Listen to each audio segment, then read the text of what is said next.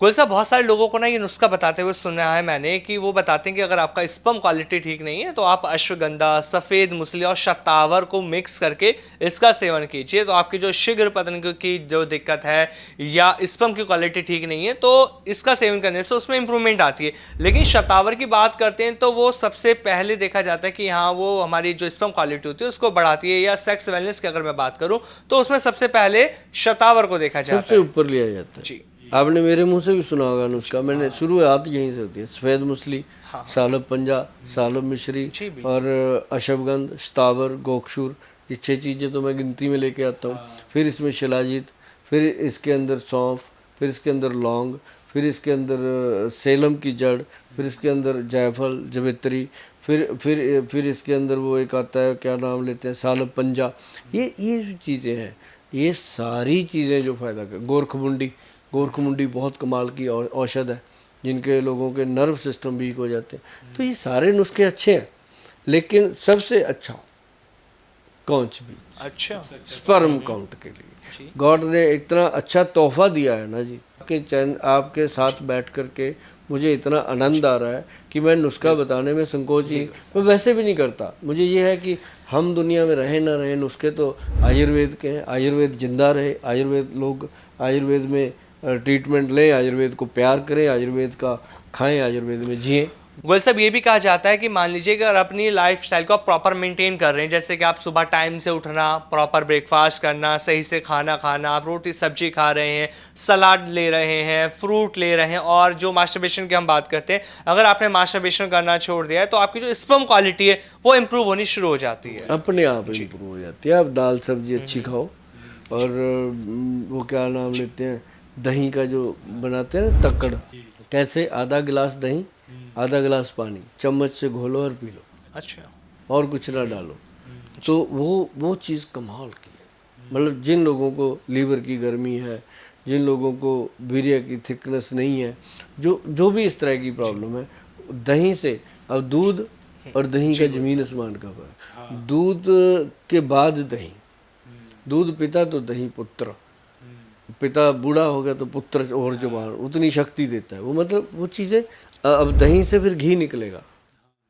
घी को कहते हैं घी कभी, दूध अभी, है ना। तो फर्क है कि दूध पीने से तुरंत फर्क पड़ जाता है सेहत को, दही खाने से उससे भी जल्दी फर्क पड़ता है। लेकिन देसी घी खाते रहो वो अपना टाइमली रिजल्ट देता रहता है और बूढ़े नहीं होने देता अंदर से। अच्छा गोयल साहब, मैं आपसे कुछ 5 ऐसे जड़ी बूटियों के बारे में पूछना चाहता हूं, और ये भी मैं जानना चाहूंगा कि पांचों जड़ी बूटियों के बारे में जो मैं आपसे पूछ रहा हूं कि आप उसमें से नंबर 1 पे किसे रखेंगे या नंबर 5 पे किसे रखना चाहेंगे स्पर्म क्वालिटी जिससे इंप्रूव हो जाए। तो बताइए आप सबसे पहले कि आप नंबर 1 पे कौन सी जड़ी बूटी को बताते हैं। मैं आपको बताता हूँ जी। यदि सबसे बेहतर चीज़ लेनी है, 5 चीज़ें अगर आप मांग रहे हो, तो उसमें सबसे बेहतर चीज़ जो है वो है अश्वगंधा। जी। सबसे ऊपर अश्वगंधा का नाम आएगा, फिर आएगा शतावर, जी। फिर आएगा शिलाजीत, फिर आएगा सफ़ेद मूसली, फिर आएगा कौच बीज। ये जो चीज़ें हैं ये अपने आप में एक मस्त जड़ी बूटियां हैं। उसके बाद फिर बहुत है, ऐसे तो 30-40 जड़ी बूटियां डाल के बनती हैं चीज़ें, लेकिन ये 5 अगर मिल जाएं आपको, पांचों ही अगर आप यूज़ कर लेते हो तब भी सफिशिएंट। अच्छा, सबसे पहले अश्वगंधा है, लेकिन जब लोग लेकर आते हैं तो सबसे पहले वो सफ़ेद मूसली गोयल साहब लेकर आते हैं, और बहुत सी बार ऐसा होता है जब कोई व्यक्ति पंसारी की दुकान पे सफ़ेद मूसली लेने जाता है तो पंसारी वाला उस व्यक्ति को इस तरह से देखता है कि भाई ये सफ़ेद मूसली किस लिए ले रहे हो। तो यही मैं आपसे जानना चाहता हूँ कि सफ़ेद मूसली किन लोगों को लेनी चाहिए, किन्हें इनका सेवन करना चाहिए। सफ़ेद मूसली का जो है वो उनको कम खानी चाहिए जिनको कोई भी हार्ट डिसीज़ है, जी। उनको कम खानी चाहिए। अदरवाइज़ हार्ट डिजीज़ वाले जो लोग हैं उनको अश्वगंध बहुत अच्छी रहती है, शतावर अच्छा रहता है, शिलाजीत ठीक रहती है, ये सारी चीज़ें ठीक है। किन लोगों को अश्वगंधा का सेवन नहीं करना अश्वगंधा चाहिए। सभी को खाना चाहिए। अच्छा। कोई ऐसा इंसान नहीं है जिसको नहीं खाना चाहिए, लेकिन मात्रा कम ज़्यादा हो और वैद्य की सलाह से लेना चाहिए कि हफ्ते में 2 दिन खाना है, रोज़ खाना है, चम्मच खाना है, आधा चम्मच खाना है। ये तासीर के अकॉर्डिंग कौन कितना खा सकता है, तो ये अगर लगातार खाया जाए तो कोई दिक्कत नहीं है। हाँ, ये कई बार लोगों के ये बीपी को बढ़ा देता है, गर्मी कर देता है। तो अगर वो 2 दिन छोड़ दें हफ्ते में, जैसे थर्सडे को नहीं खाना भाई, संडे को नहीं खाना, बाकी दिन खा लिया, और चम्मच छोटा रखें, जैसे जैसे बॉडी सर्वाइव कर रही है, बॉडी उसको झेल रही है, उसको बढ़ा दीजिए। अच्छा, मतलब पहले कम से कम डोज से हमें शुरू करना चाहिए, उसके बाद धीरे धीरे हमें उस डोज को बढ़ाना चाहिए कि किस तरह से वो असर कर रहा है, उसके हिसाब से हमें अपनी डोज को बढ़ा देना चाहिए। अब जैसे कौच बीज है, वो आधा चम्मच ले ले, कोई दिक्कत नहीं है, उसने तो जाके अंदर ब्लड में से वीर्य को थिक करना है।